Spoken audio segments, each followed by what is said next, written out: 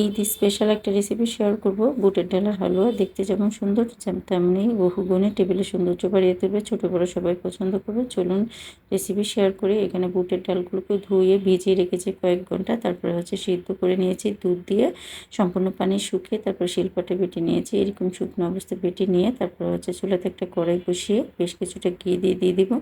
ঘিয়ের মধ্যে তেজপাতা আর এলাচের ফোড়ন দিয়ে দিব, সুন্দর ফ্লেভার ছড়াবে। আর দিয়ে একটু নেড়ে ছেড়ে আমি চিনি দিয়ে দিব। আমি যে পরিমাণ ডাল নিয়েছি একই পরিমাণ চিনি নিয়েছি। আর লিকুইড দুধ দিয়ে সেদ্ধ করে নিয়েছি, সাথে 3 টেবিল চামচের মতো গুঁড়ো দুধও দিয়ে দিব। এখন বেটে নেওয়া ডালটাকে দিয়ে দিব। ডালটা নেড়ে ছেড়ে কিছুক্ষণ সবসময় নাড়াচাড়ার উপরে রাখতে হবে, নাহলে কিন্তু নিচে মানে পুড়ে যেতে পারে।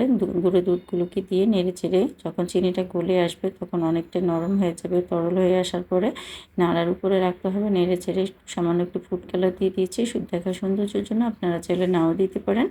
আর একটু নেড়ে চেড়ে দেখেন অনেকটা নরম হয়ে গেছে। কিছুক্ষণ নাড়াচাড়ার পরে দেখুন কড়াই থেকে ছেড়ে আসবে অনেকটাই, পানিটা সম্পূর্ণ শুকিয়ে যাবে। যেহেতু এখানে কোনো পানি ব্যবহার করা হয় না, চিনির পানি সম্পূর্ণ শুকিয়ে টান টান হয়ে আসলে তখন নাড়িয়ে হালকা একটু ঠান্ডা হলে তারপরে যে কোনো সাজ দিয়ে বা পট্টি শেপ দিয়ে কেটে নিতে পারেন। দেখেন আমি কত সুন্দর করে ডিজাইন করে তৈরি করে নিয়েছি সাজ দিয়ে, আর এমনি লাভ শেপ করে নিয়েছি।